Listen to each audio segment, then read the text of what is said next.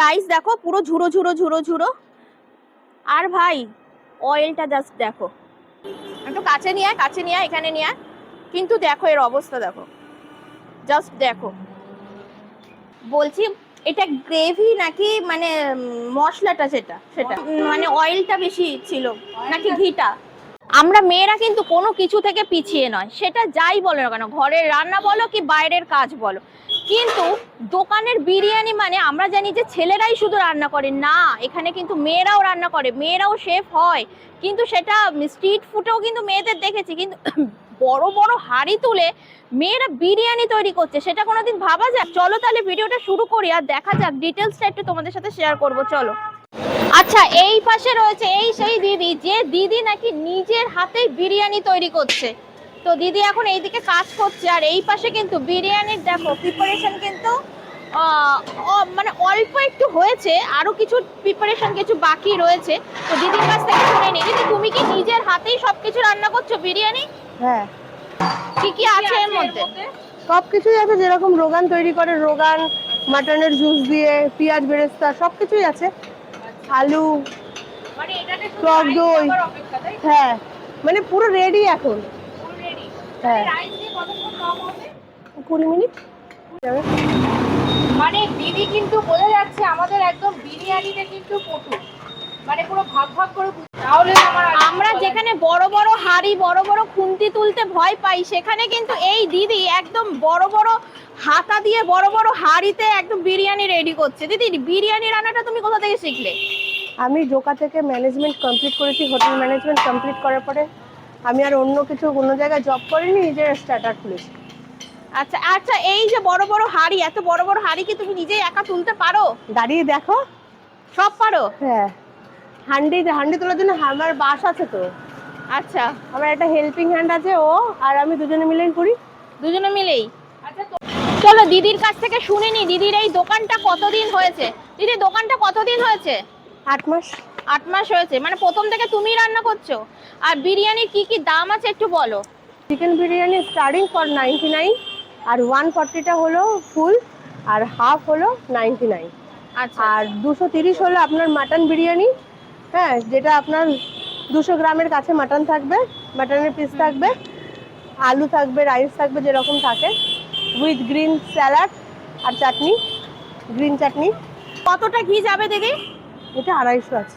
আচ্ছা, অনেকে তো কেজি কেজি ঘি দেয়, সেটা কি মানে শো আপ করানোর জন্য নাকি এমনি মানে সেটা তাদের ব্যক্তিগত অডিয়েন্সে আনার জন্য? সেটা তাদের ব্যক্তিগত ব্যাপার। আমার যতটুকু প্রয়োজন আমি ততটুকু দেবো। তোমার মতে কি বলে যে বিরিয়ানি থেকে কেজি কেজি ঘি যায়? যাওয়াটা কি উচিত? ভালো, যতটা কোয়ান্টিটি ততটা অনুযায়ী ঘি দেয়। আমার এটা যতটুকু কোয়ান্টিটি ততটুকু অনুযায়ী আমি স্টার্টিং এ ঘি দিয়েছি, আবার এখন যতটুকু প্রয়োজন ততটুকু দেবো। বেশি দিলে তো সেটা ঘি ভাত হয়ে যাবে না? তাহলে বলে বিরিয়ানি খাওয়াচ্ছে কম, ঘি খাওয়াচ্ছে বেশি। তো এই হচ্ছে বিরিয়ানি, যেখানে মহিলা দ্বারা পরিচালিত হচ্ছে, মেয়েরা কোনো কিছু থেকে পিছিয়ে না, সব কেউ তো এখন সবার আগে আগে আগে আগে রয়েছে। তো যাই হোক না কেন, এই হচ্ছে বিরিয়ানির কোয়ান্টিটি। আর ভাই আবার আমাকে চামচ দিয়ে দিয়েছে। আরে, আর চামচ দিয়ে কেউ বিরিয়ানি খায়? এইসব ওয়েস্টার্ন কালচার বাঙালিতে কে খায় এসব চামচ দিয়ে? চামচটা ফেলে দাও তো। এই চামচ কেন দেয়?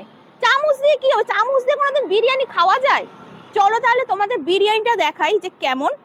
এই হচ্ছে রাইস, রাইস দেখো পুরো ঝুড়ো ঝুড়ো ঝুড়ো ঝুড়ো। আর ভাই অয়েলটা জাস্ট দেখো, এটা গ্রেভির থেকে অয়েলটা বেশি, একটু বেশিই মনে হচ্ছে। তো যাই হোক না কেন, একটু বিরিয়ানিটা শুধু রাইসটা টেস্ট করে বলি যে কেমন, বিরিয়ানির রাইসটা কেমন। বিরিয়ানি রাইসের টেস্ট আছে, একটু হালকা একটু লবণ কম লাগছে, কিন্তু ভাই এই অয়েলটা কি, এটা কি এটা খেলে পেটেই সমস্যা হয়ে যাবে, এমনি 2 দিন ধরে পেটে ব্যথা করছে। মেন আলু দেখো, আলু জাস্ট দেখো গলে পড়ে যাচ্ছে, দারুণ কুক হয়েছে আলুটা, কিন্তু টেস্ট টেস্ট কেমন হবে সেটাই পালা। না, আলুর মধ্যে সবকিছু গেছে। আর এই পাশে এরকম সাইজের দিয়েছে চিকেন, চলো একটুখানি চিকেনটা খেয়ে বলি যে কেমন। কিন্তু ভালো সিদ্ধ হয়েছে। তো একটু চিকেন, একটু পেঁয়াজ আর একটুখানি আলু, চলো খেয়ে না যাক। এমনিতে মোটামুটি ঠিক আছে, কিন্তু একটু কাছে নিয়ে আয়, কাছে নিয়ে আয়, এখানে নিয়ে আয়। কিন্তু দেখো এর অবস্থা দেখো, জাস্ট দেখো, মানে এটা গ্রেভি নাকি মাংসের তেল সেটাই বুঝতে পারছি না। কে একবার জিজ্ঞাসা করবো, জিজ্ঞাসা করলে যদি আবার ক্যাচাল হয়ে যায় তবু চলো একবার জিজ্ঞাসা করা যাক। বলছি এটা গ্রেভি নাকি মানে মশলাটা সেটা মশলা গ্রেভি সবই। সবই নাকি মানে অয়েলটা বেশি ছিল নাকি ঘিটা? অয়েলটা না, অয়েল কম থাকে আমাদের, ঘিয়ে থাকে বললাম না। আচ্ছা, মতন ঘি মানে এটা কি গ্রেভি নাকি মানে তেল টাইপস এর কিছু? তেলটা একটুখানি বেরোবে। আচ্ছা আচ্ছা, উপরে থাকলে তো হবে। এমনি কিন্তু বিরিয়ানি ঠিক আছে, ঠিক আছে। আর একটু লবণটা একটু ইয়ে আছে, এমনি মোটামুটি ঠিক আছে। মাটনের জুস দিয়ে আমরা পুরো এটা হয়। আচ্ছা, মাটনের জুস দিয়ে, মাটনের তাহলে কি এইটা কি বলতে পারবো মাটনের জুস?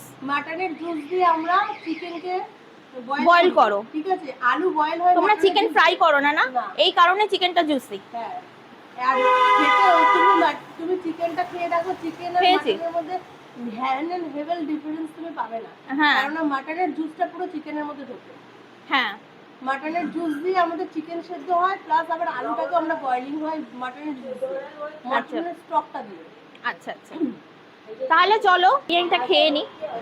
তো শেষে আমাকে ড্রাই রাইস দিয়েছিল, সেই ড্রাই রাইসটা দিয়ে বিরিয়ানিটা খাওয়াটা কমপ্লিট করেছি। তো যাই হোক না কেন, আজকের ভিডিওটি আমি এই পর্যন্তই শেষ করছি। চলে আসবো পরবর্তী নেক্সট কোনো ভিডিও নিয়ে, ততদিনের জন্য bye bye and take care.